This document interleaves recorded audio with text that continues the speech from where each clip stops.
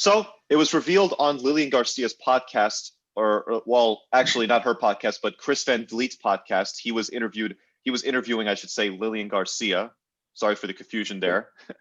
Anyways, on the podcast this week, Garcia revealed that one of the producers of Michael Jordan's critically acclaimed Last Dance docuseries that premiered earlier this year in the summer, I believe, contacted Lilian and about speaking of interest towards making and producing a Stone Cold Steve Austin documentary, focusing on the life and career and the wrestling career of just the biggest wrestling star of all time. So, listen, if anyone affiliated in pro wrestling were to receive a huge deal behind a documentary, it would be Stone Cold. Austin is one of the biggest stars in pro wrestling history, certainly among WWE history. So having a documentary or docuseries where producers from The Last Dance are working on this is nothing if not a recipe for success. Just imagine how much ground they have to cover across however many episodes they decide to do across Stone Cold's entire career. His time as stunning Steve Austin in WCW, where people knew who he was as a great technical wrestler at the time, but who didn't at all reach his peak at that time. His short-lived tenure on WCW after getting cut from ECW, I should say, after getting cut from WCW, because Eric Bischoff did not see Austin as a marketable wrestler. That was a really good decision from Bischoff there. Hopefully it didn't come back to bite them in the ass. I wonder what happened after that. It was that run in ECW where Austin started to develop the eventual Stone Cold persona, and Austin even credits Paul Heyman as the person who taught him how to cut a promo, interestingly enough. My man, Abba. I love how you're doing the breakdown of Stone Cold Steve Austin, but like, I didn't meant to do that. Sorry to cut you off. All right. But you're right. You're the biggest Austin mark the here, Austin 316. Austin 316. Now, everyone knows that The Last Dance was fired based on Michael Jordan. I think it was one of the greatest documentaries I've ever seen in my life. Right? But since the director of that did The Last Dance is on doing something for a Stone Cold Steve Austin documentary, it'll be very interesting to see on how they're going to do it from either a start to finish or a brief period in Stone Cold Steve Austin's career that like either A, he succeeded, or B, where he failed and then succeeded. That's how I think they're going to do it, personally. I feel like the best time to do it, it might be in the middle when he was at his greatest heights in the Attitude Era, towards when he left, towards his retirement. That's where I think they might do it. The ins and outs behind the scenes. But anyway, for this documentary, it will be very, very interesting due to the fact that it's Stone Cold Steve Austin, right? I know this man's life. I know what he's through based on each and every documentary that WWE's ever done with Austin. I watched it start to finish. That nigga had 3 wives. He has 2 kids, etc. So stuff like that people might not know on how he lived through the Attitude Era. And people in this generation, aka you, Abba, might learn something from Austin, back then, referencing to one of our past episodes, like Austin being in the Mount Rushmore. But for Austin being this documentary to happen for The Last Dance is very intriguing because y'all know I'm definitely gonna watch that and see what they're gonna do.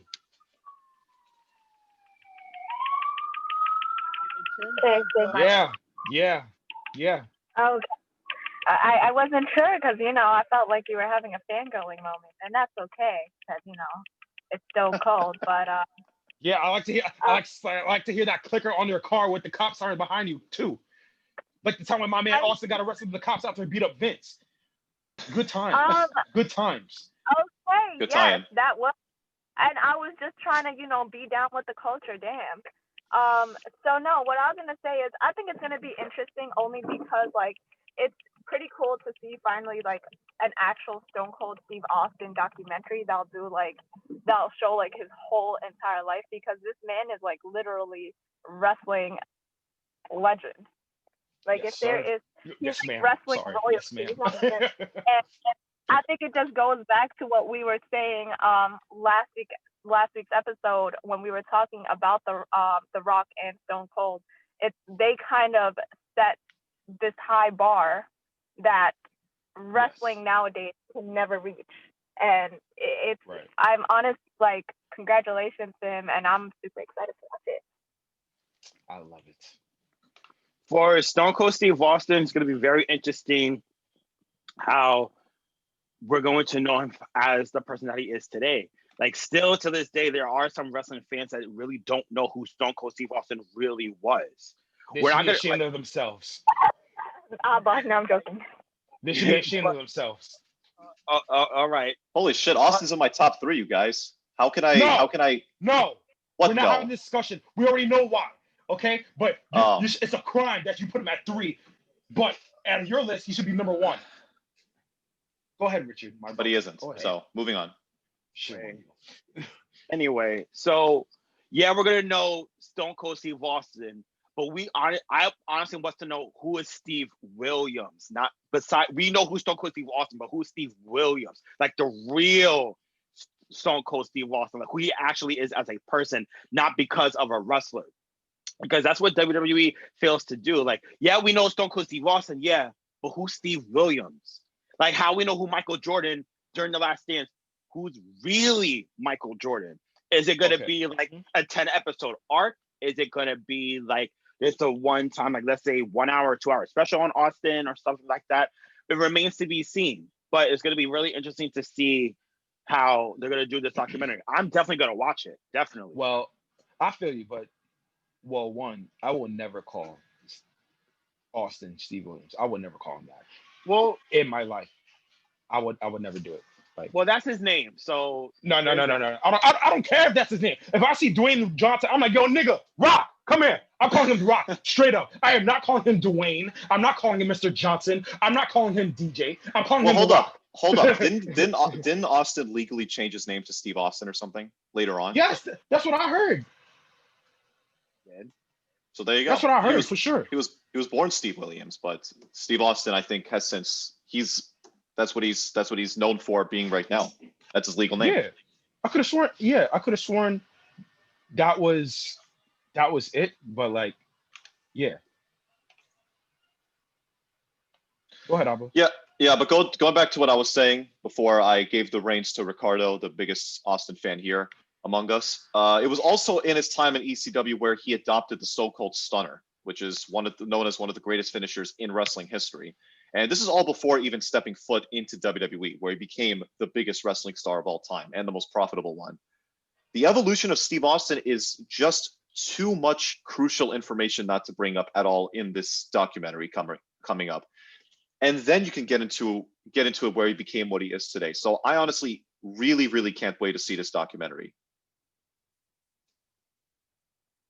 Breaking news: Joe Biden is now the new president of the United States.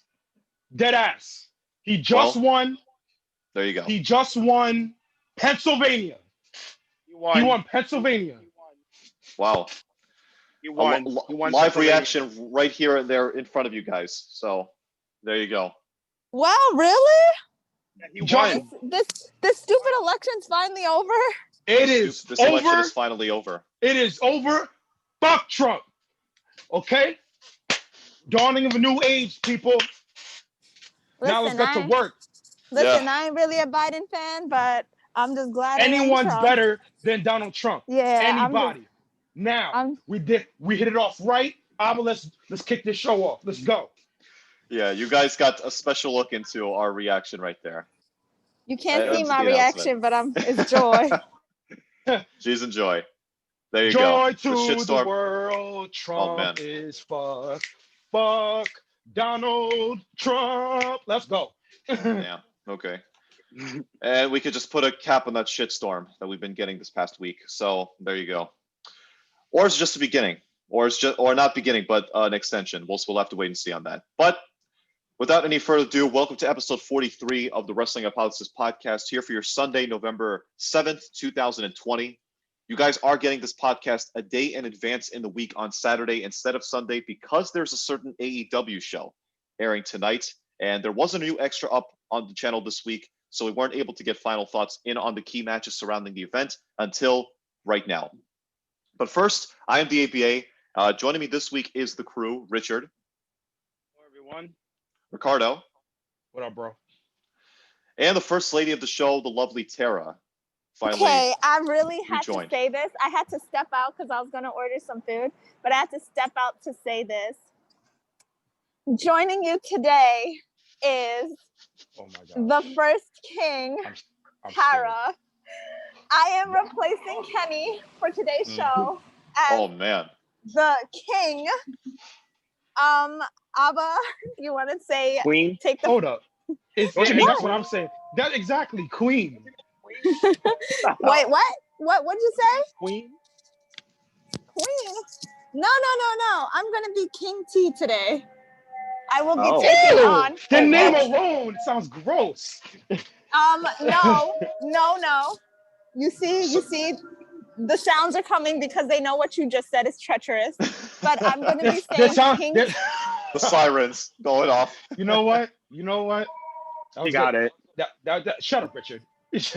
Let's go. Yeah, a certain other king on the show is not going to be very happy to hear that. But Nah, my boys come. My First boys of all, come you know back. why? You know why the king was usurped? He knew that this is my territory, and Oh my. oh, it's a new rule. Oh We're in for a please. new reign, just like how Biden. Look, on the perfect day when Biden won. Oh. We're just doing it big Okay. today. Oh. yeah, but that Okay. happened. First lady of the show, Tara. Let's give a round of applause for her. So, yeah. As you guys know, this podcast is available to listen to I on was various thinking you'd be different. first lady after everything. You're out of your mind if you think that. No way. Oh man. Someone got it. Well, you know what? Kenny can be it because I took Oh, over his damn. spot. Jeez. Before Let's you go. continue any further, yeah. As you guys know, this podcast is available to listen to on various different platforms out there, such as Spotify, Apple Podcasts, Anchor, Breaker, Radio Public, Google Podcasts, and our YouTube channel. If you're listening via Apple Podcasts, please be sure to give us a star rating on there, as well as some thoughts on what you think of our show. If you haven't done so already, you can check out any of our older episodes in the archives using any of the platforms I mentioned just earlier, as well as visiting our own website, anchor.fm/wrestling-hypothesis. Let's get into it with the rest of the show, guys. Like I said earlier in the intro, AEW Full Gear will be taking place later on tonight, and you listeners can have that show to thank for why you are getting this episode early on in the weekend. So there you go. AEW has built an absolutely stacked show tonight, one of the stronger cards we've seen in any promotion really in recent memory. So let's get into it with some of the key matches on the show. We have Chris Jericho going one-on-one against MJF, where the stipulation is if MJF wins the match, he joins the Inner Circle faction. This is their first match together, and it was something we were waiting to see unfold for quite a while now, given that MJF is considered by a lot of fans to be the proper successor to Le Champion because of their similar characteristics and mannerisms. We've gotten great entertaining segments from the two, including that famous steak dinner segment where they went all Broadway on us and did a number. You gotta love MJF's singing voice. He really showed us something there. They had that great town hall meeting as well, where the match was made official for tonight's event with the stipulation that if MJF wins, he joins the Inner Circle faction.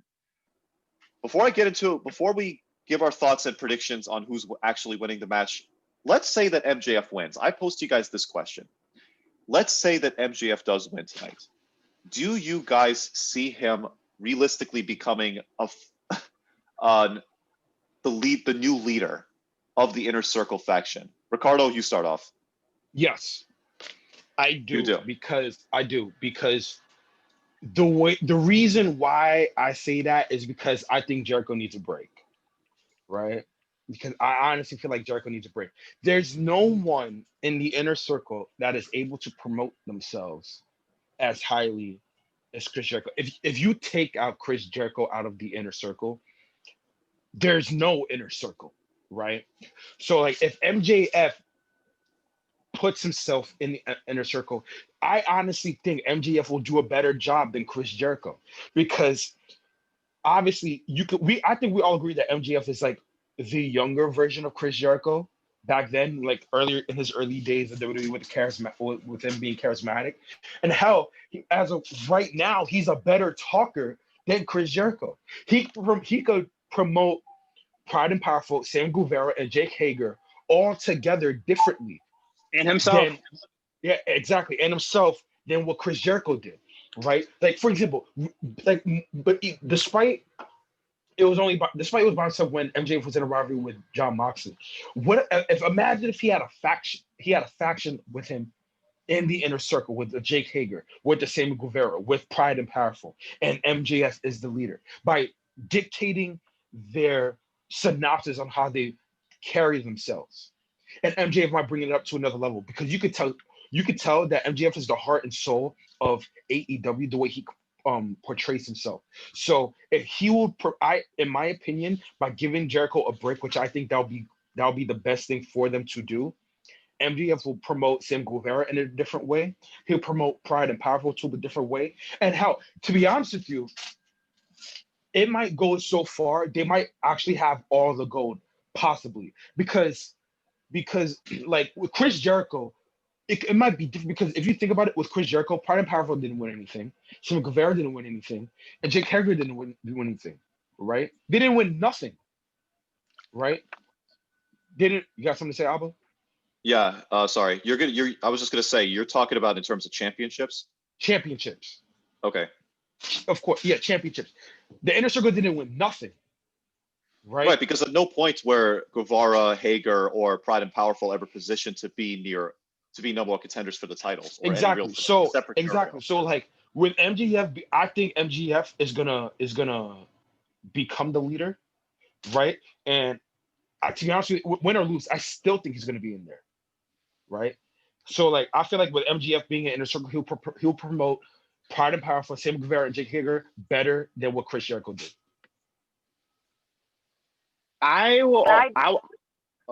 You can go, Tara. Yeah, I disagree with that. Honestly, like it doesn't. His character and his persona does not fit the Inner Circle at all. Like literally at all. I don't even think they would like follow him. Like in my personal opinion, like I don't think they would follow him. Like I think if anything they might jump in, but I don't think they'll like follow him. And I think that was clear throughout like the following weeks when he tried to join the Inner Circle, and they were like side-eyeing it like, who the fuck is this guy? Yeah, Sammy Guevara, Ortiz, they've shown no love for this man. Or like no respect. They like have, and like honestly, like, and I don't think that they need any like promotion. Like I think they're kind of doing their own thing, and it's kind of working for them. I mean, have they gone for a title yet? No, but it's like they kind of just formed too. Like it's only been literally like a few months, and I feel like we're still kind of seeing like a story being developed. I don't think they're fully done. Like the Inner Circle is Jericho. Jericho is the Inner Circle. It's not MJF thing. Like MJF's character is like, I would not say like his character is Chris Jericho's character. It doesn't really translate the same. Like he's kind of doing his own thing. Like if he was to have his own like henchmen, like maybe like how like probably like the Miz did, then like that would probably work. But I don't think like right now it doesn't make sense. It really does not make sense. Here's what I mean that MJF reminds you of Chris Jericho, right? The business attire. Remember that attire he had back in WWE, which was I think one of the best Chris Jericho ever had. Whatever. 2008 towards 2009. Chris Jericho, that was one of the best ones Chris Jericho's ever had, right? But the Inner Circle might look at MJF differently, but here's how I view it, right? If I'm Pride and Powerful, right, I'm looking at the best. I'm looking at Best Friends. I'm looking at the Young Bucks. I'm looking at FTR. To a lesser degree, I'm looking at Private Party, right? I'm like, each of these guys got title shots.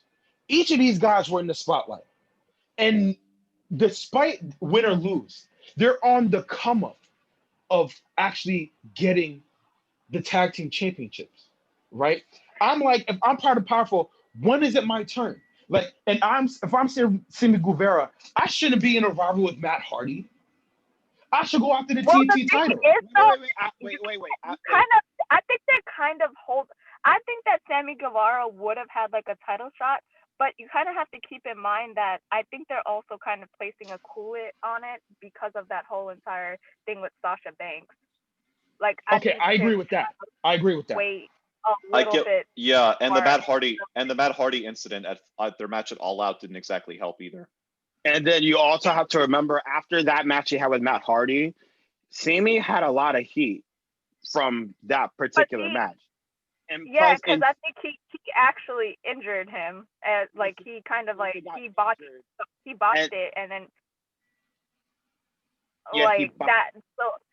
So at the end of the day, like, you know what I mean? I think that's what kind of held him back a little bit, was those two things back to back. But honestly, he's still staying afloat. One thing you got to say about Inner Circle is, even though they don't have, like, they're not really going for shots, before Jericho, like, who really were they? You know what I mean? No, but that's my point. But Santana and Ortiz. But the thing is, now they're literally main eventing. They're like top card in AEW. Yeah, true. No, but that's the problem.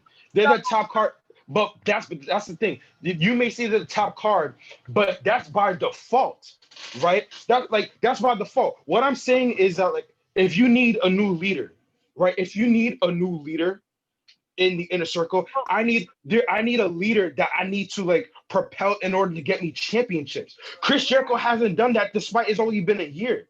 It shouldn't take a whole. But he hasn't. But they haven't there together for a year. No. But here's the thing though. Like, in terms of the leadership between Chris Jericho and MJF, like, Chris Jericho has been doing great. Chris Jericho has been doing great as a leader for the Inner Circle, despite the fact that they haven't won any championships yet, despite a year in, because of Chris Jericho's name, Inner Circle has been more noticeable. If MJF becomes the new leader, will there be a change? Yes, but it has to be shown profusely. Like, for Richard, but that's what I'm saying though. I'm saying for the difference, MJF will propel them to better heights more than Chris Jericho, because MJF is more consistently there, and he knows how to promote things better now than Chris Jericho. At times, Chris Jericho is not there every week. No, wait, time out. No, I think that's very iffy, and the only reason why is, like, you're going based off his mic skills alone, and we've known that he's good enough to hype himself up, but you've never seen him in a faction, like, at all. But another thing though, but a faction is unproven ground for him. Yeah. And on top of that, it's one thing to take, like, someone who's never been in a faction and then make them a leader out of nowhere. Like, it doesn't make sense. Like, and if you look at it, like, their whole entire group and what they are does not even align with who MJF's character is at all. All right, like, MJF go ahead, is Richard. right now like a cutthroat person. So Ricardo, here's the better question: does the Inner Circle need MJF, or does MJF need the Inner Circle? That's the better question, because in these circumstances right now, go back to that promo that he said he had that rivalry with Jon Moxley towards All Out.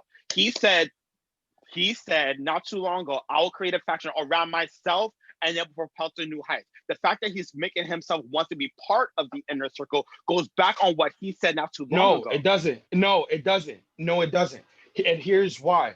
Let me finish. Here's why. The reason why it doesn't is because if he joins the Inner Circle, he's going to change the Inner Circle through his image than in Chris Jericho's image. By doing that, it will change the whole complexity of the Inner Circle by looking at them differently as main event stars than what we view them as now. What I'm saying is, but Richard, MJF isn't even a main event star yet.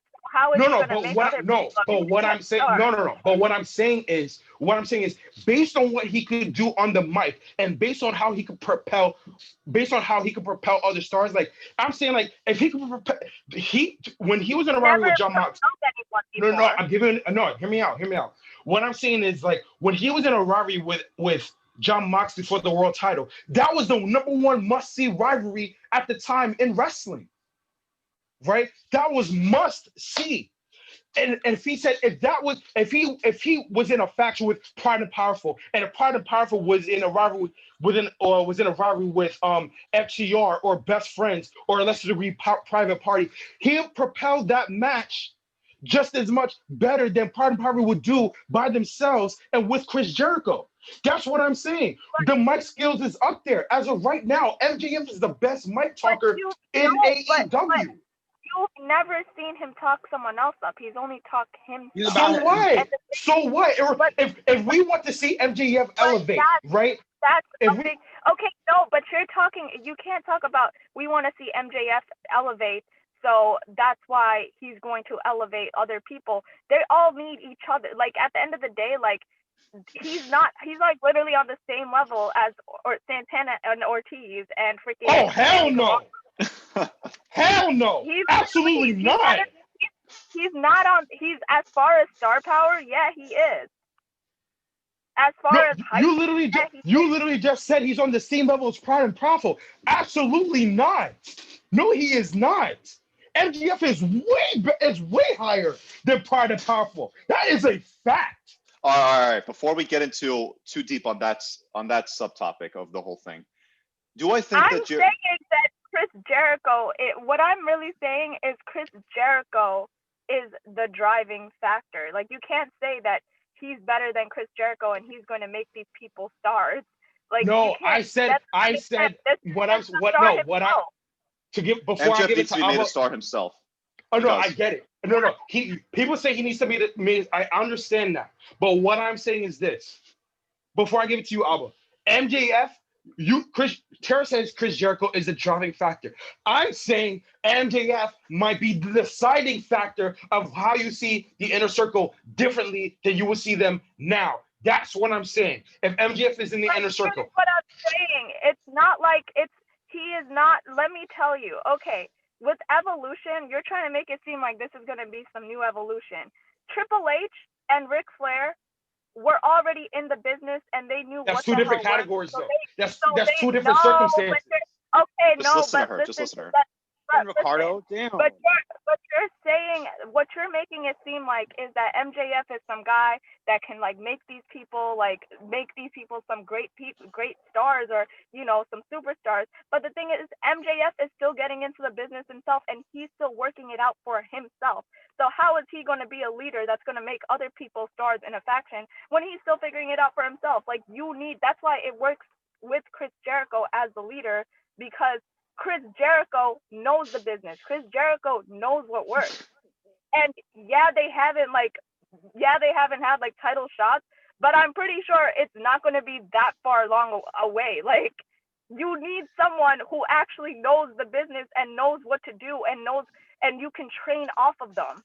That's why that whole faction works, because you got 3 people who are not that experienced, but they're trying to get in, but they're still working on their mic skills and all that. But you have Chris Jericho there. That's kind of, even though he's their leader, I'm pretty sure he's also training them behind the scenes. MJF. Who better than Chris Jericho? It's literally like it's literally like the blind leading the blind, like 4 idiots trying to figure out together on what is going to make my career big. Going from a veteran like Chris Jericho to literally a rookie just like yourself, you're not going to make it that far. I'm not going to follow. Yeah, she got this. Unless you have someone literally behind you in the background training you. Yeah, I'd have to agree with Tara's point. She got it. Well, not shut up. Well, what I'm saying is this. Because she brought up evolution. She brought up evolution. It's almost is it almost similar? No, because it's 2 different circumstances entirely. Because you had Ric Flair and Triple H. One used to be in the 4 Horsemen, and one was with DX. So you have 2 people with already past experiences in a faction, right? But what I'm saying is that like you need fresh blood in a faction. While I have an aging superstar and Chris Jericho, whose time is almost running out in the inner circle, and you might possibly need a new face. And Chris Jericho hasn't really done anything in the inner circle to propel them. Dude, he's done so much for them behind the scenes. Maybe not in front of our screens because it's not their time. It's just not their time. But that's self-explanatory what they've done behind the scenes. But I'm talking about right now. They haven't done anything. Because it's not their time. That's what I'm trying to tell you. It's not Pride and Powerful's time to capture the tag team titles. It will be one day because they're just a great tag team. They deserve it, but not right now, dude. They're not in the workings. Because currently right now, in my opinion, which will be a match of the night at Full Gear, FTR and the Young Bucks. That's the match that everyone's been wanting to see literally for the past 2 years, and we're finally going to get to see. Sorry, even longer than that. We at this point we don't even need to hear Pride and Powerful's name to begin with. Maybe after, but in terms of right now, they're like not here at the moment. Timing is everything. Maybe after Full Gear or possibly even closer to Revolution, maybe. But as of right now, Pride and Powerful's names are not in the radar. All right, so just so we can get back to the topic at hand. I've asked for who I think what I think will happen here with this match. MJF is going to win this and will join the Inner Circle faction, though not as a leader. I don't see it because I think Jericho. He'll do it as. I think he'll be probably like an intern or like a yeah. lady. Yeah, he will get. I feel like there will be a lot of hazing from the rest and bullying and teasing from like the other members because they just resent him so much because he doesn't fit into their mold.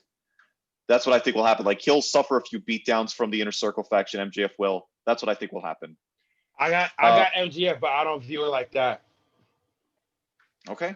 Because honestly, I don't think that Jericho is going to win here because then the storyline ends presumably. And I do think there's a lot more mileage left in the two working together. So that's why I think MJF will win here tonight. And MJF needs kind of a storyline to kind of keep He himself does. going. He does. He needs to build himself back up after losing to Moxley at their match at All Out too. So that's our thoughts on that. We have FTR against the Young Bucks. Richard already mentioned it earlier for the AEW World Tag Team Championships. The stipulation is that if the Young Bucks do not win the titles, they will not be getting any more opportunities at the tag team titles. I think we have been waiting for this match for a good 4 to 5 years now. So this is a pretty big deal, to say the least. And I'm going for the... What? I'm going to be brutally honest. I don't give a fuck who wins. I'm looking forward to this match. That's it. Yeah? I really think a lot of people like that. I'm going for the #1 tag team in the world, the Bucks. Okay. Anything more to add, or? No, I'm just gonna say it. That's what I'm going for. Okay. Like, fuck the Revolt. You tripping? Fuck the Revolt. I love those guys. I don't know what you're talking about. Like, yeah. Yeah, as for me, I'm going to go for the Young Bucks to win against FTR for a few reasons. First, FTR have been getting one up on the Young Bucks for weeks now. And knowing how pro wrestling works by now and the stupid logic it feels like it's just so intertwined with, that's not going to continue in the outcome of their match on the pay-per-view later tonight. And second, if you think about it, they did this exact same stipulation at last year's Full Gear event for Cody and Chris Jericho for the AEW World title. If you remember, Cody lost that match, so he's not receiving any more world title matches, at least for now. I don't really see the Young Bucks having that same fate here, unless their plan is to tell that kind of story where Cody and Young Bucks are overly frustrated about not being able to challenge for the top titles in their divisions anymore. I don't see them going down that route, so I think we'll see Young Bucks pick up the win and the gold. We'll see. I'm just looking forward to this match, possibly a match of the year. Ricardo, who do you think's winning? I got FTR retaining. Okay. I got FTR retaining. All right. We have Cody Rhodes going one-on-one against Darby Allin for the AEW TNT Championship. I don't really have a whole lot to say about this match other than I've always been a big fan of seeing these two square off in the ring, as they've never really disappointed me. And that while I can see Darby Allin pick up an upset win and win the TNT title, there is a chance that can happen, as they've never really truly pulled the trigger on Darby, and you could argue that the time has come by now. But I think the best thing to do here is to have Cody retain the title, leading to Darby self-reflecting even further off of what we've seen the past few months now with these vignettes that they're showing, leading to him eventually heading down a relentless route of his character. And as for Pac, how does Pac fit in here? Like we said last week, I predict he will ambush Cody after the match, beat him down, and that will be his next challenger moving forward. I agree. Yep. I agree too. And honestly, the one thing that I will say is like I'm glad that Pac is back because he's one of like the bigger players in AEW. So like I feel like this show is about to be like, I mean, I feel like WWE is not ready for about how elite AEW is about to be now. Oh yeah, tonight is going to be, everyone's pinpointing to tonight's Full Gear show as their good as their like real proving ground for what they can do as a promotion. Yeah, no, definitely. Yeah. But before we move on to other matches, speaking of Cody Rhodes, yes, he got the Cody Rhodes name back officially. WWE abandoned their lawsuit to trademark that name and keep it under their own banner. So good on Cody. But speaking of him, he had a conference call. I just want to say, like, can you imagine, like, you can't use your actual last name because of fucking WWE? Like, that's so fucking crazy. I mean, I think his last name for real is Cody Runnels. Yeah, but still, like, you know, that's like the family name. Shit, they're known as the Rhodes family. Like, yeah. And can you imagine, literally, because of WWE, like, Vince just doesn't know when to stop. Well, it happened for a few years. That's what they had to deal with. But anyway, speaking of Cody, he had a conference call promoting tonight's Full Gear event where I believe one of the callers asked him at one point, like, what is up with the state of the women's division currently in AEW? And to which Cody responded, rather interestingly, I might add, that he really thinks there's no big issue with the AEW women's division that they're currently dealing with, and that everything is fine the way it is. You don't want to take that? Go ahead, Rich. Okay. Y'all know I love women's wrestling. The fact that he said that he's not disappointed in the women's division in AEW, it's a lie, because I'm like, you guys been a company for now a year and some change. Your tag team division on point.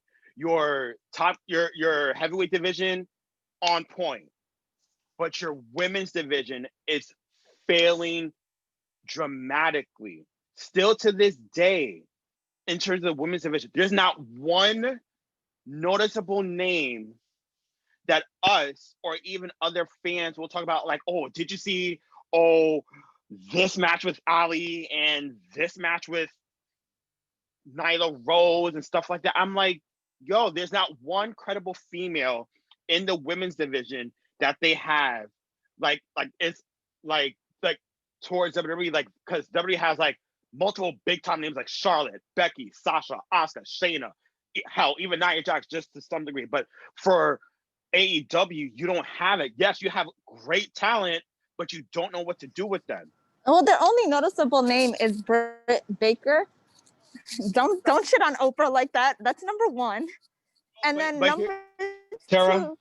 But number two, what I'm gonna say is that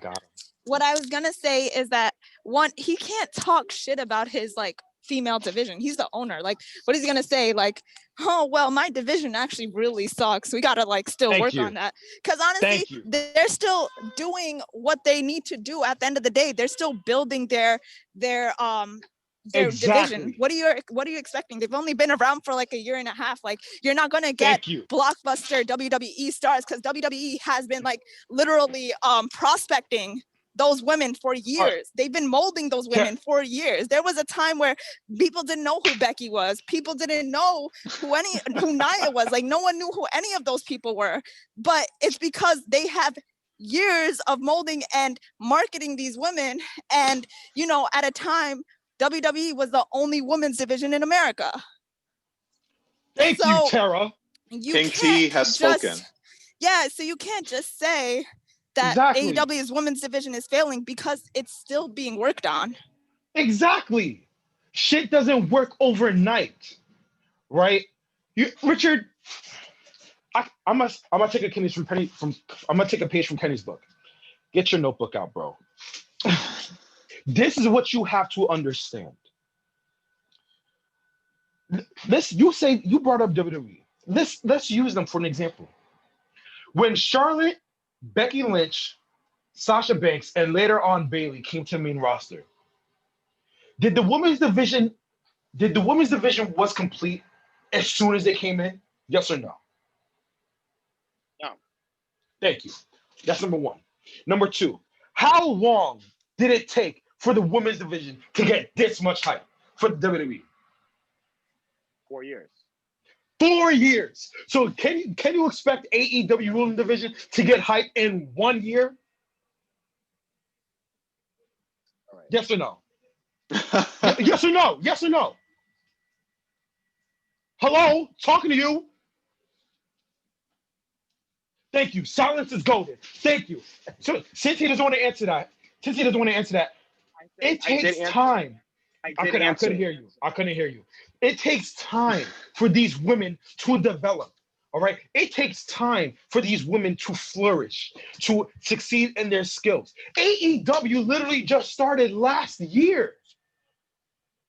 It takes time to develop. All right. And you, of all people, should know that. You know that. You say that you're a fan of women's wrestling. A 6-year-old child knows that it's not finished. Come on, man. You know better than that. So Cody you're just burying your brother right. here. You're damn right I'm burying him because he knows better. And he is a fan of women's wrestling better than all of us put together. Come on, man. He knows better. Cody is absolutely right. So the fans to say, like, for the fans that's complaining about what Cody Rhodes said, like, oh, he's wrong. Shut the hell up. Cody is absolutely right. Yeah, Cody may be right for now, just to give my quick thoughts on this topic. Cody may be right on this now, but let's see if he changes his tune a year, 2, 3 years from now. First of all, y'all need to put some respect on motherfucking Britt Baker and Nyla Rose, because Nyla Rose is everything that Nia Jax wishes she could ever be. Yes, Nyla Rose is. I'm not Nyla disrespecting. Rose is dope. Nyla Rose is dope. Britt Baker is dope. As far as I'm concerned, those are your top 2 females right there. Britt Baker's hit or miss, though. No, I wouldn't call her. But from an entertainment standpoint, she's money. She's Oprah. She's Oprah, yeah. Okay. Okay, whatever. She's Oprah. Whatever. What Tara wants to say that, she's Oprah. But, like, as far as I'm concerned, those are your top 2 females right there. Cody is absolutely right. Let's move on. Cody Rhodes knows exactly what he's doing. Okay, but what I was going to say before I was interrupted earlier with my point, if Cody's still saying this exact same thing a few years from now, and the state of the women's division is not a whole lot better than it is now, then we're not exactly going to be so kind to him at that point. Yeah, of course. Because no, you're right. These things do take time. These things do take time. WWE has shown that. But at the same time, it's like there's a limit to how long to our patience.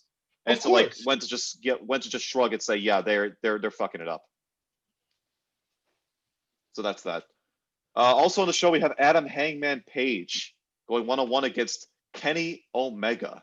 This is the match of the night. Exactly. This is the match. This is possibly the match of the year. That's right. It's this one right here. This could be it right here, exactly. That's right. Although, hey, there's no shortage of great matches that can go up against it.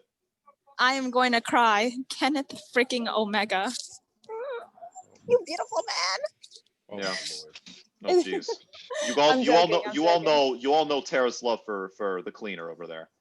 Yes, he is literally the best wrestler in the world. Like, I mean, hard to disagree with that, though. The best. There is no one doing what this man is doing right now. And you know what? I'm looking forward to this match because I'm super excited. I know, like, it's time. You know why I'm excited? It's his debut as a singles. Right. Right. This is the finals of the World Championship Eliminator Tournament, where we had no shortage of solid TV matches along the way heading into tonight's show. This past week's Dynamite showed both Hangman and Omega come out to fend off FTR from further injuring the Young Bucks, and they had a face-off in the ring. and didn't come to blows at that point, which was smart. You do want to save that for tonight, their first official blow off. Omega, as we know, has been adopting more of the cleaner persona he did back in New Japan as of late. He has claimed more of a cocky, arrogant character along with it. Hangman Page, meanwhile, has been doing his own thing, winning matches and still showing no signs of getting sober with the amount of beer he drinks. This is going to be an excellent match. I have much more to say than that, in no small part due to the history between the two. And as for who I think will win, and who I honestly think needs to win more, it'll be Kenny Omega. Agreed. It'll be Kenny Omega. And he will go on, honestly, as an early prediction, he will go on to win the AEW World title. For the person that needs to win more, I also will pick Kenny Omega for the simple fact that there needs to be a new face for the AEW World title. As much as I like Jon Moxley, he ain't Kenny Omega. There's levels to this. He can't carry. Jon Moxley is not a franchise guy. I don't care what anybody says. He's not a franchise guy compared to Kenny Omega. Kenny Omega could seriously hold AEW down the way that we all know that he's capable to be. Jon Moxley's in and out. Jon Moxley's in and out. He's in there for the first 2 weeks to make you think that he's there full time, and next you know, the third week he's not even going to be there. I see Kenny Omega there every single week due to consistency, due to him being there every single week. The best ability is availability. You feel me? And the way that he portrays himself as the cleaner, Kenny Omega is the right person to become the number one contender for the AEW World title. Now, for Hangman Page, I love Hangman Page. The persona is there. He kind of reminds me to some degree, due to his persona with the beer, with his cutthroat attitude, to like a lower down version of a Stone Cold Steve Austin, but it's very, very direct in this day and age. So but to Hangman Page, like his time is not here yet. I feel like he needs to get more under his belt. But for Kenny Omega, it's his time. It's his time for Kenny Omega. Wait a minute. This is the most talked about match because of Hangman Page. People can't choose between the two because yes, it's the cleaner's time, and you know the cleaner's about to do his thing, and you know, literally be the best star. Like he is about to go back and show people why he is the number one wrestler in the whole entire world. And but the thing is, Hangman Page has put in his dues. Like you can't sit there and say it's not his time, because Hangman Page has literally been doing his thing. Like his whole entire, like the one thing that's been making it so good to watch wrestling in AEW is because you see a progression of Hangman Page from when he was with New Japan and ROH to now when he is with AEW. And you see this transcendence of like him being like this great person, this good friend and all this other stuff, to now being a calculating, possibly backstabbing friend. So to see him go against Kenny Omega is literally going to be the match of the year because of the storyline that they've been telling since AEW began. I agree with you about the reason it's because of Hangman Page. But I do agree with you that he's been doing his dues. But the way I view it is that like when you become world champion, I'm only talking specifically AEW. When you become world champion, the question is, can you hold it down? Can you hold AEW down as the franchise guy, as the number one guy in AEW? For Kenny Omega, I trust and believe that. For Hangman Page, I'm not really sure, due to the fact that he hasn't been in that role at all. For Kenny Omega, we've seen it in New Japan. We've seen it earlier to some degree when AEW started. He's paid his dues as a franchise guy. Well, the thing is, though, you can't. Well, I'm going to stop you there and say that the one thing that you can say about Hangman Page is that he's actually been holding it down. Like any one of the elite, like anyone who was a part of the elite, literally there was a time where they were all champions of some sort. They held the belts. And honestly, the amount of notoriety that they have, like the amount of like fame and everything, like they're all like household names. And that was just off of the independent circuit. So I have like no doubt that Hangman Page can be a champion. I think he's, if anything, like he'll be better than Moxley as a champion. But I agree with that. I agree with that. And to be honest, like I'm kind of interested in seeing that, because when AEW was first beginning, a lot of people were thinking that it was going to be Hangman's turn to actually be the top guy and to be a champion, because for so long he's just been, a part of the elite. So I feel like this is a way to kind of like actually break through as like to the elite. So I'm honestly okay with either or, because I think Kenny Omega, it can swing either way. Kenny Omega might go all out, or you know what? Kenny Omega might actually even humble himself and start from the bottom, going all the way to the top, which he said he has also done, because he feels that that is the most fair way to do everything. Like he's not going to be one of those people, those owners that no shade to Triple H and Stephanie and all that.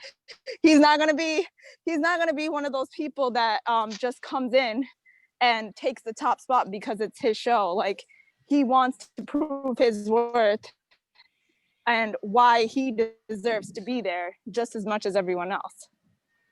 So it can go either way.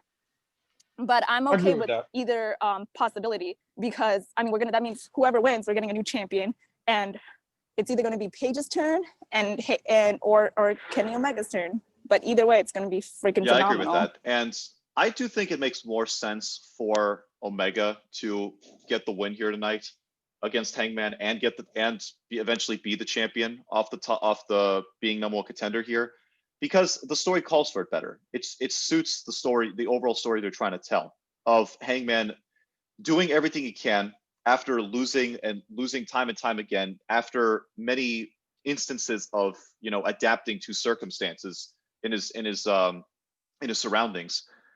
First with the not really failed babyface run that he had last year when he was fighting Jericho. He was kind of an unproven commodity at the time, and he was just out for vengeance. He was just out to prove himself to everybody that he can indeed be the top guy. And he underwent a few character changes along the way, and here we are with Page in his current incarnation. He's not going to, be that as it may, he's not going to win tonight, I don't think. Although it wouldn't completely be too far out of left field if he did. But I just feel like it's Omega's time, and the story does suit the cleaner to win tonight. And Hangman can eventually chase him for it once Omega becomes a champion. Yep. Yeah, I don't have I don't. Sorry. Yeah. I mean, you already said your just dues on it earlier on. You said that Omega's going to win, right? Omega has to win, because I like Page, but Omega is the right person to win, because I do agree with Ricardo. Like for Jon Moxley being champion, I'm like, you've been champion, but Kenny Omega's been here. Like low key, Moxley's pulling a Lesnar, and Moxley's pulling a Lesnar, and Omega's always here. With him being here, him as world champion, and so on and so forth, Moxley and Omega can fight more, but for a bigger title, like they did last year at Full Gear. Remember last year at Full Gear, they fought each other in a fantastic match in Alba, in which you were like, oh, damn, because of the unsanctioned fight. But this time it's now for a championship. So now, since it will be for a championship, what will Omega bring to the table this time? Now he could possibly become even the top heel in AEW next year, because he's been having heel tendencies as of late, a lot of it. I would say this. I don't care what anybody says. That match between Moxley and Omega, when we all what match was it again? It was the lights out match at last year's Full Gear match. Yo, that was the greatest. That was better than the Chicago Street Fight than Tommaso Ciampa and Johnny Gargano by far. Okay, but we will see what happens. Let's go, Abba. End of the main event, what I'm assuming at least is going to headline the show tonight. Jon Moxley against Eddie Kingston in an I Quit match for the AEW World Championship. We have been getting some outstanding promo work from these two for weeks now, especially from Eddie, who has been one of the MVPs in pro wrestling in the last few months. The man could trash talk and carry the mic like almost no other right now. And while I love Eddie Kingston and the work he's been doing, I don't think he will be receiving the chip tonight. I don't think so. I think Moxley's going to retain here. I don't know how they're going to get to that point, how they're going to pull off the finish tonight with Moxley getting Kingston to say I quit. I don't know how that's going to happen. That'll be interesting. But yeah, I think Moxley's going to retain the title here tonight in the main event.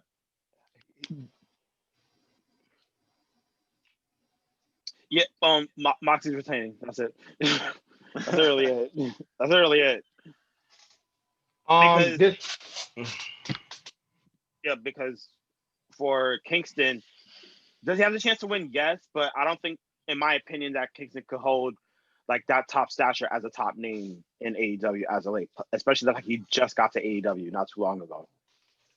This match will be very, very interesting to see because it's two men that actually knows each other. They practically grew up in the wrestling game together, and we'll see how this match will portray itself.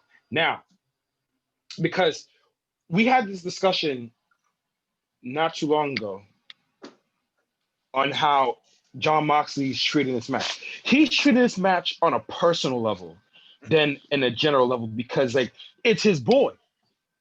It's his boy. But the thing is, we're talking about, remember the analogy I said, Abba, a rich kid versus a poor kid? When the rich kid got more opportunities than the poor kid, and the poor kid had to climb his way back up. That's pretty much the right analogy with this feud. The reason why it's so significant that it's an I Quit match, because it will see where how their wrestling acumen lies in this match with each other, right? Because nobody wants to say I quit in an I Quit match based off two guys that just generally know each other. But due to the fact that it's on a personal level, right? That's the interesting part. How they're going to go about how they're going to go about it. Who's going to lose here? Exactly. That's what brings it more intriguing because it will show a different side of Jon Moxley that we won't see that we haven't seen before in AEW, and that is why this match will bring more attention than before. Than any other title match that Jon Moxley has had. Yeah, I think honestly, if I had to pick a sleeper match, a dark horse pick, it's this match right here. Exactly. Yeah, I would not disregard this match in any way because they've done an absolutely outstanding job towards building this match for the pay-per-view. The mic work was elite. It was fire. Some of the best promo segments all year, man. Exactly. Every time they had a promo together, I'm dead centered on my television screen. It's been that good. It's been that good. Taking shots at WWE, taking shots at Renee Young, taking shots at each other, taking shots at their back history on how they grew up together and whatever. It's been very, very solid. Yep. But it's more like I said, because to be honest with you, Eddie Kingston got nothing to lose. He got nothing to lose in this match. And that's the beauty of it with Eddie Kingston. The fact that a man has nothing to lose, he can do it. He can play, he can do things whatever he wants. With Jon Moxley, he has to play it close to the vest because you don't know what he brings on how he's either going to do it as a friend or how you're going to do it as the champion. Which side are you going to bring it to? Are you going to hold back until it's Eddie Kingston, he's your boy, or you're not going to hold back because you want to win the championship? So you're going to see how these different what Jon Moxley is going to bring into the table. So you can see a different side of Jon Moxley. So that's why this match is intriguing. I think Jon Moxley is obviously going to retain because that's like the business plan that's like so obvious. But we'll see how he will go about in this match. Yeah, and I guess Tara's not available at the moment or something. But anyways, that's our thoughts on AEW Full Gear before the show hits the air tonight, and we get to see what transpires from the event. So it'll be interesting. Continuing on with the news, WWE is reportedly planning to book Daniel Bryan to go up against Roman Reigns, the new the tribal chief, the self-proclaimed tribal chief, after Survivor Series, as the next Universal title feud heading into the winter months.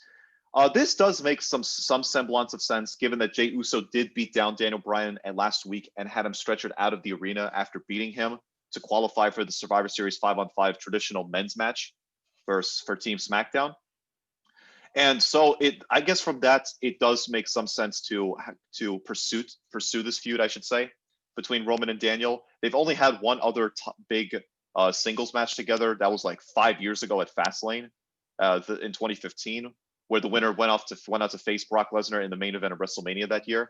So, and they had an excellent match then. So I can only imagine that this will be even better twofold from that match, because Roman was still in his early stages as, you know, what he is today. So I'm very much looking forward to this feud and what they could pull off inside the ring. I would say this: anyone who has a match with Daniel Bryan is obviously very, very lucky, because Daniel Bryan is like puts a different level in the wrestling game in WWE. However, do I think Daniel Bryan would be a good opponent for Roman Reigns? Yes. Do I think his match with Roman Reigns would be money? Yes. Do I think it'll bring more attention to the Universal Championship? Yes. However, here's why I don't think Daniel Bryan should face Roman Reigns, is due to the fact that right now the main focus is propelling Jey Uso, right? As much as we give credit to Roman Reigns, Jey Uso changed the complexity of his career based on the way we view him. He is now currently elevating himself as a singles competitor and not just a tag team competitor, right? We are viewing him very differently because he's getting much more heat in SmackDown, because like as of right now, he's like the main focus. Right, we are interested on what he's gonna do next. He just had a match with Kevin Owens, and like I said, he's propelling his singles push, right? So if you want to see a real test on what he could do as a singles competitor, Daniel Bryan is it. Because if there was a person for an opponent for Jey Uso to elevate himself, it's Daniel Bryan. So you're saying the real feud should be Bryan and Jey Uso? Yes. Okay. Yes. Because again, we're not sleeping on the fact that Daniel Bryan and Roman Reigns right now as a tribal chief would be money. We're not disagreeing on that. But you can't just make Daniel Bryan return and go straight to Roman Reigns and not just look like what happened to Jey Uso or what he did to him just run off the table. Mm. You feel me? I'm like, you mean to tell me what Jey Uso did to Daniel Bryan? Daniel Bryan just gonna go straight to Roman Reigns and just scoff at what Jey Uso did? No. Okay, if that's the point, if that's the case, if we're going by your logic, Ricardo, who would Roman Reigns be feuding with in the midst of the Bryan Uso thing? If they have their feud. But I get it. I completely understand. But what I'm saying is that like let's be real. Did Daniel Bryan really need to be his ass on a stretcher? Oh, Tara's here. Okay. Yeah, let her. Yeah, she's back. Yeah. Sorry about that, you guys. For some reason, my phone lost internet, and I was like, it was so weird. It's all good. We're talking as of right now. We're talking about Daniel Bryan and Roman Reigns. But like to see if should Daniel Bryan face Roman Reigns after Survivor Series. But what I'm saying is that like I think it needs to be Jey Uso, because let's be real. Did Daniel Bryan really need to be in a stretcher because Jey Uso gave him a splash on the announce table? Really? They treated like Daniel Bryan is a fucking cripple, right? Come on. Daniel Bryan is a man's man. He kind of is though. With all the injuries he sustained. I understand, but I don't for a very long time. Okay, I get it, but to be honest with you, I don't view it that way. But like I feel like come on. Like Daniel Bryan can come. We all know Daniel Bryan is in the backstage eating his donuts and chilling in the backstage, just chilling with Vince and just talking to other niggas. I'm like, come on, Daniel Bryan is there. Give the nigga some love. Oh, and you say, remember, Abba, you remember what you say? Yeah. That who should give an opponent to Roman Reigns? I can't believe I'm about to say this. Uh-oh. Last week, Booker T said he would want Edge to face Roman Reigns. Oh. I was just about to say that. I would like to see that. Tara's boy, Tara's man, Edge, facing Roman Reigns for the Universal title. A title that Edge has never won. He doesn't need it. He doesn't. Who cares? Who cares? No, that does care. He doesn't need it. Who cares? No, seriously. No, I'm cutting you off right now because Edge versus Roman Reigns for the Universal title. Why does Edge need the title after a couple of weeks ago you were so on for The Rock and Roman Reigns? Okay, you see, Ricardo, fine. Let's get back to what you were saying, Ricardo. How would they get to that point? Like, what would be the factor into determining why they're feuding in the first place? No. What's Edge's reasoning for going after Roman if he still has problems with Randy Orton? Okay, no, what I'm saying is that he has problems with Randy Orton, yes, but due to the fact that like to be honest with you, like, do there needs to be another match with Roman Reigns and Edge? Yes or no? Does there need to be another match after what we saw at WrestleMania? So you're saying Randy Orton and Edge? Yes. Does there need to be another match? Yes or no? Yes or no? I don't want to see another match, but I guess they got to go down. No, I'm only talking about us, right? Yes or no? Does there need to be another match for Roman Reigns and Edge? There doesn't need to be another match for. Thank you, Tara, my homie. The answer is no, right? So, and besides, and here's why. To answer your question, Alba, here's why. How Edge could fit in. Edge is one of those legends that he could go anywhere he wants. I understand that. I understand that, but they're still telling a story with Randy Orton and Edge. Exactly. If we're going by WWE logic, what we found. Okay, if you're going by WWE logic, fine. But bottom line is, there's no reason for Roman Reigns.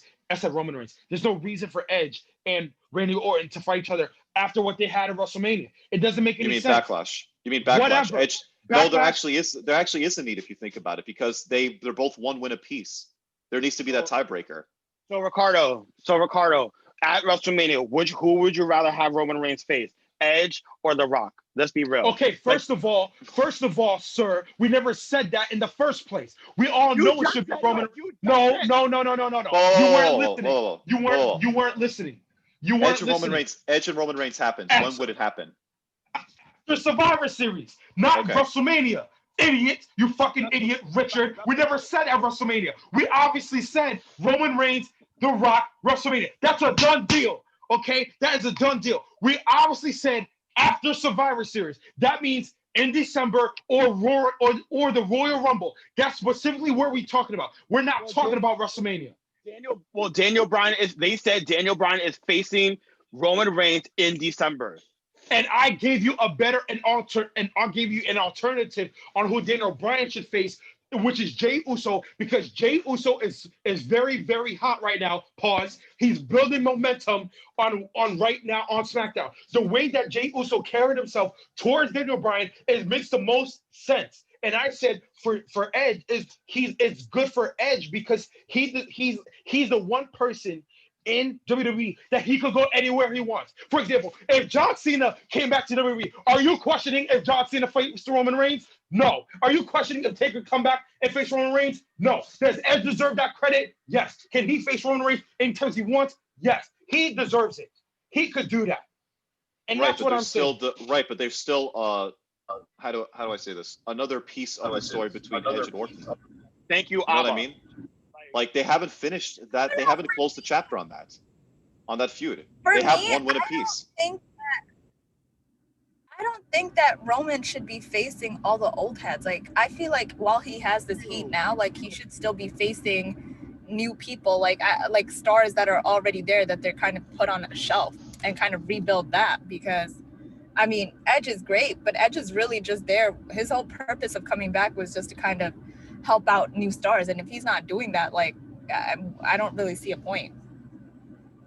And plus, there's no point. And plus, there's no point of Edge facing Roman Reigns is because Roman Reigns right now is already established as it is. He doesn't need Edge. The reason, and plus, Roman Reigns is so red hot right now. He doesn't need to face Edge. The only legend Roman Reigns needs is The Rock. That's it. Right? You don't need Edge. That's it. He doesn't even need Cena. I mean, you can make it happen, but he really needs The Rock now. It's really just because of family ties. That's exactly the only thing, and that's the only reason why that match is interesting. If not for that aspect of it, then I wouldn't want to see it, honestly. Plus, in terms of Daniel Bryan facing Jey Uso is just going to be a pawn for the bigger prize in Roman Reigns, which is the Universal Championship. So, yeah, he can face Jey Uso, but the real story is for Daniel Bryan is to face Roman Reigns. That's it. Hey, look, I just feel like Jey Uso needs to be propelled higher, and I think the perfect person is Daniel Bryan. I get what you're saying. Let them have a little bit of a mini feud themselves before Bryan goes off to face Roman at, say, the Royal Rumble. I get what you're saying. You don't want to toss Jey Uso into the back burner and people forget about him and he's irrelevant suddenly. Honestly, that's why I say a mini feud would work. Route. I hope they go their father's route and become mini Rikishis. Like, I really hope so, because I don't know. I feel like they've been trying to find their as popular as they are. Like, if you've noticed, I feel like they've been kind of really trying to find their character and their signature move and all this other stuff, and it just hasn't been like jiving well with, like, meshing in well with, like, whatever WWE is trying to do and whatever they're trying to do. So I'm really like, at first, like when they first came out and they were doing the whole Samoan Polynesian culture thing, that was pretty cool and that was pretty different. And now that, like, Roman's going back to it, like, I'm hoping that they'll do something similar, because, like, this whole like whatever they're doing now, I mean, it works to, like, a certain extent, but, like, if you look at their movesets, like, their movesets were, like, completely to copy and bite off of, like, the Young Bucks, like Super Kick Party, and I mean, everyone does super kicks. Everyone's doing super kicks. Everyone stole that from Shawn Michaels. That whole entire, like, super kick or, like, that double or super kick party, that was something that freaking the Young Bucks were doing on the Indies. The Bucks were doing it, and then WWE started doing it because they saw that it was popular. So like, this whole, like, the whole thing is they're not the Bucks. They'll never be the Bucks. They're not as great as the Bucks. They're not trying to be the Bucks. But they don't want to. No. In that sense, like that. No. Hell no. The Bucks and whoa. The Usos and the Bucks are two entirely different levels. Two entirely different circumstances. You tripping? I never said that they were, but to Vince, that's what they are. But I'm hoping that with this whole Samoan culture thing, that they'll kind of find, like, a footing and probably rebrand themselves and get some new moves as well. Like, but there you go. But that's how they separate. In your case, that's how they separate the Usos from the Bucks. That Samoan heritage alone. The Bucks can't even touch that. No, I know that. But I'm saying, dude, she's not talking about that. She's talking about, like, what's their how do you say, their move sets, their skill sets, what they're carrying, what they bring in the ring. Yeah, I'm hoping that they completely rebrand their characters and kind of push it towards this whole entire, like, that's why I said mini Rikishis. Give them a more aggressive in-ring style. I think that would suit them best. Come on, like, give the Usos some just mini Rikishis. Come on, really? I don't know if I would describe it that way. Like exactly how? What? How you say that? Mini Rikishis? No, the Usos themselves propelled higher than Rikishi. They literally trained up under him. Like, I'm not saying, like, and Rikishi was, whether you want to, like, say, like, he was really entertaining. He knew what worked, and he took something that was hard for him at the time, which was his weight, and used it to his advantage, and became really fucking popular. But the Usos are better than him, like, as a tag team specialist and stuff. And I'm not saying that they aren't. I'm just saying that I want them to completely like rebrand themselves in the ring. But they're doing that now. They're trying to do that now. She's talking when they become a tag team again. No, I get it. But I'm saying like we haven't seen what is Jimmy doing? What is Jimmy doing to rebrand himself? He's not part of the Samoan dynasty just yet. I don't know. He's being there. We're waiting on that. I can't. They're gonna do that. I can't wait till that happens. I need Jimmy. But until then, we'll just have to see what unfolds. All right. Yeah. And we'll end it there for this episode. Hope you all enjoyed this crazy episode, which is episode 43 of Wrestling Hypothesis. Thanks again to everyone listening. Be sure to follow us on Facebook or Instagram for any updates on the show, as well as on news reports on wrestling that you can find out through us on our pages over there. And we'll be back hopefully sometime in the week if there's a good amount of news to unfold for another edition of Wrestling Hypothesis Extra. So until then, have a safe one, guys. Enjoy Full Gear tonight. Should be interesting. Later.